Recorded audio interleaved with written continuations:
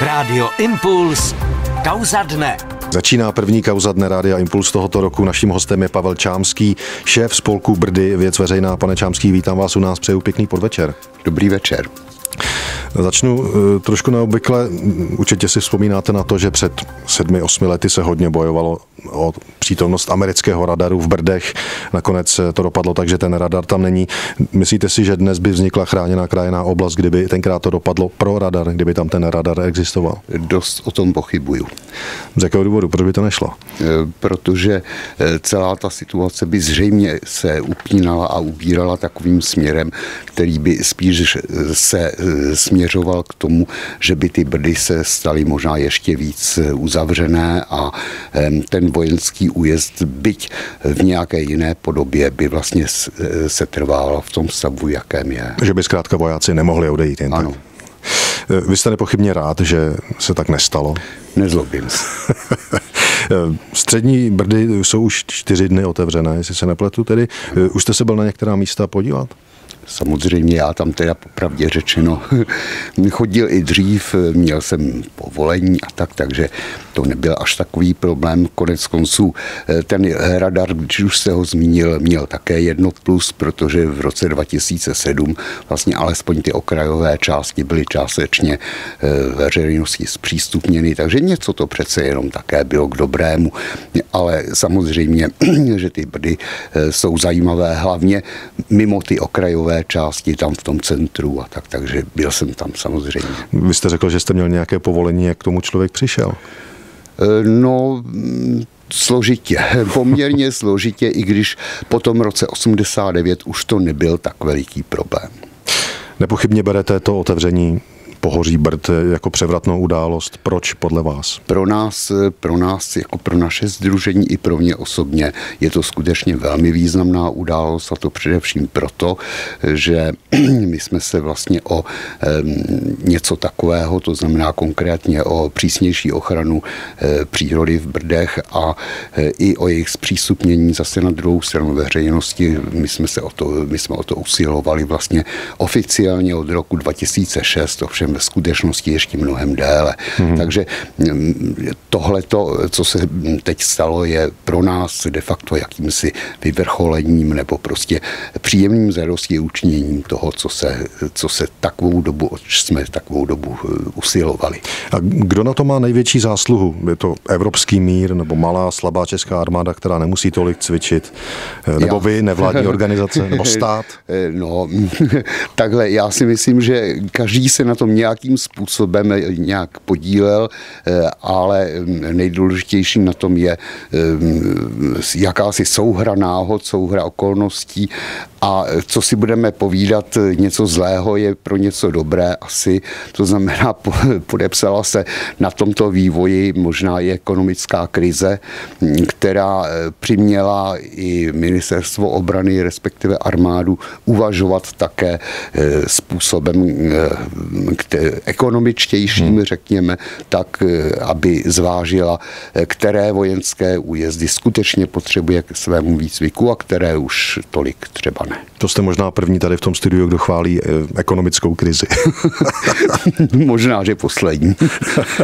Říká Pavel Čámský, šéf spolku Brdy, věc veřejná, host dnešní kauzy dne Rádia Impuls.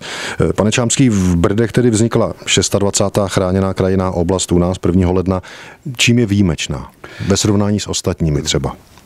Ono těch výjimečností by se samozřejmě našlo víc. Jsem patriot pochopitelně, takže tam vidím samé kladné věci, nicméně... Jenom přesním, že žijete v Příbrami. Například i proto, ale zajímavá a odlišná od jiných chráněných krajinných oblastí je zřejmě především tím, že se jedná o území prakticky neobydlené a neobydlené bylo vlastně vždycky, protože nemůžeme brát v úvahu ani ty 2, 3, 4 enklávy, které v minulosti obydleny byly, protože to bylo skutečně marginální část toho území, ale ono bylo takhle neobydlené prostě proto, že ty přírodní podmínky, především půda a podobně, velice neúživná a podobně, neumožňovaly v podstatě se tam člověku nikdy nějak natrvalo usadit. Takže to je svým způsobem možná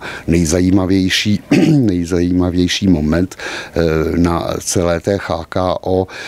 Pak zajímavým momentem dalším jsou také z hlediska, řekněme, těch přírodních zajímavostí okolnosti, jakým způsobem to pohoří vznikalo a jak se to nyní projevuje, především jakým způsobem například tam probíhá nějaká eroze půdy a podobně, respektive prakticky téměř neprobíhá a podobně.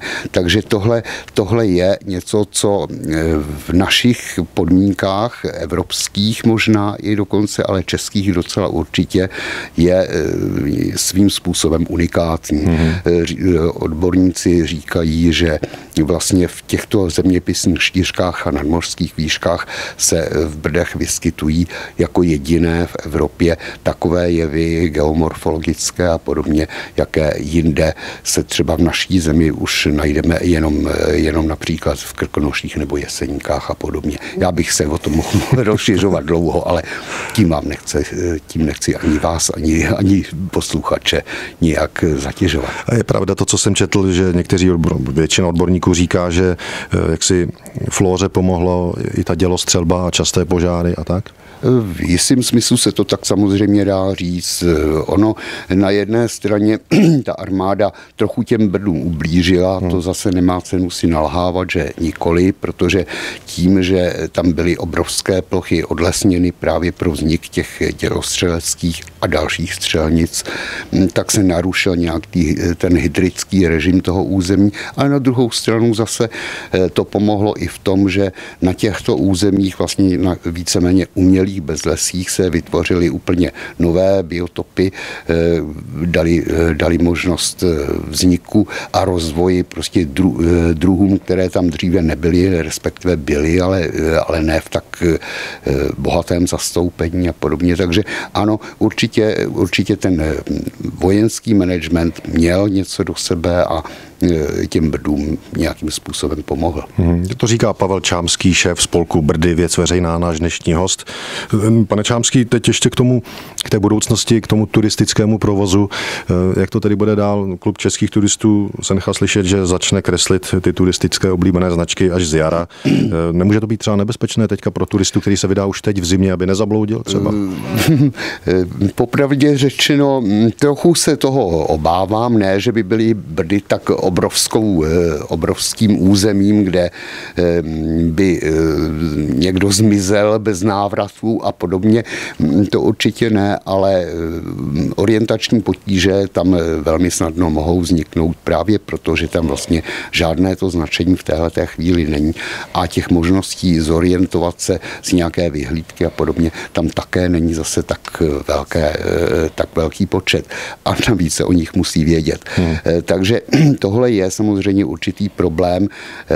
Sice Vojenské lesy a statky, které spravují vlastně, protože zatím se stále bavíme jenom o rušeném nebo zrušeném vojenském újezdu, to HKO Brdy není ovšem zdaleka jenom on, ale teď teda se vrátím k němu, kde chybí to turistické značení.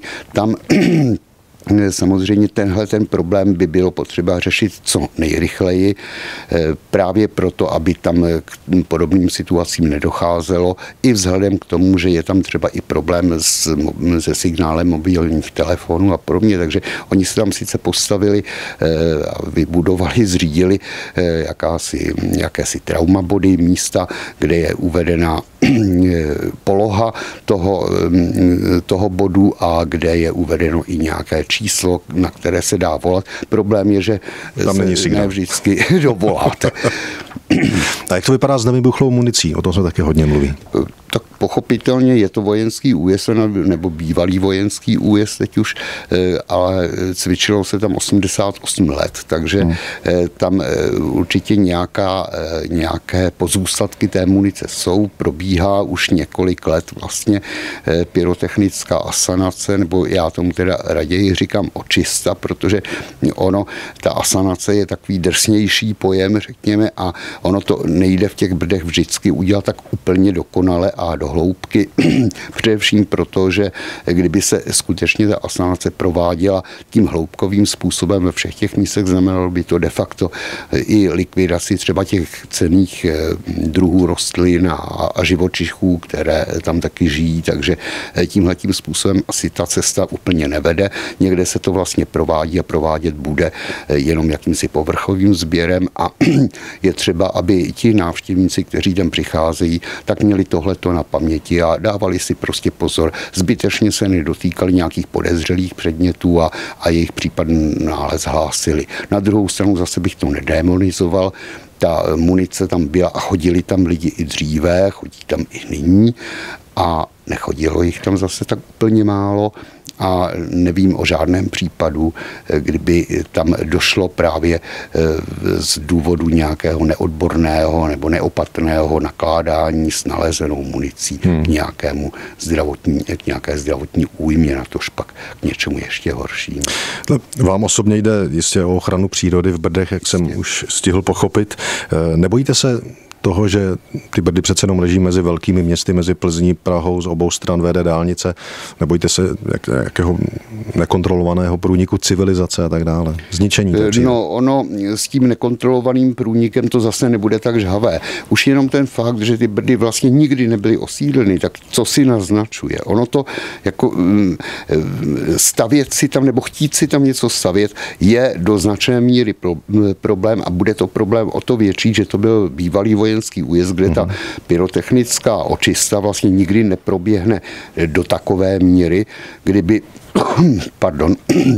kdyby bylo možno o jakémkoliv místě na tom území říci, že je naprosto absolutně čisté. To znamená, i kdyby tam někdo stavět chtěl, překonal všechny možné překážky legislativní i faktické, které tam jsou, tak by musel nakonec řešit i ten problém chybějících sítí a hlavně ten problém té pyrotechnické očisty, kterou by si musel potom už dělat na vlastní náklady a to by zrovna nebylo úplně nejlacinější. Takže tohle je celá řada důvodů, které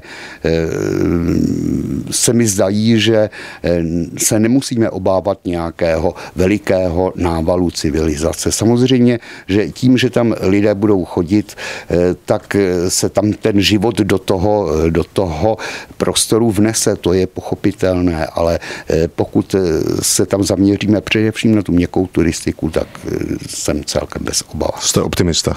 Určitě. Pane Čámský, snad ještě poslední otázka. Vojenských cvičišť ještě u nás několik zbylo. Napadá mě Doupov, Libavá. Nestálo by za to udělat s nimi to samé, co z Brdy? To není na mě samozřejmě. Jak byste si to psal? To je věcí armády a ona si musí, respektive ministerstvo obrany si musí zhodnotit, které ty vojenské újezdy skutečně potřebuje a do jaké míry je potřebuje a které nikoli. Zdá se, že v téhleté chvíli dospěli k názoru, že zatím nepotřebují jenom Brdy. Možná, že časem přijdou na to, že možná i zrovna ten Doupov, který je mimochodem také velice zajímavou přírodní oblastí podobně nebo Boletice a podobně, že třeba nepotřebují také, ale to už není skutečně na mě, abych tohleto... Pavel Čámský, šéf spolku Brdy, věc veřejná. Pane Čámský, děkuji, že jste dorazil do našeho studia. Děkuji za rozhovor. Mějte se dobře. Přeji všem posluchačům příjemný večer. Naschledanou.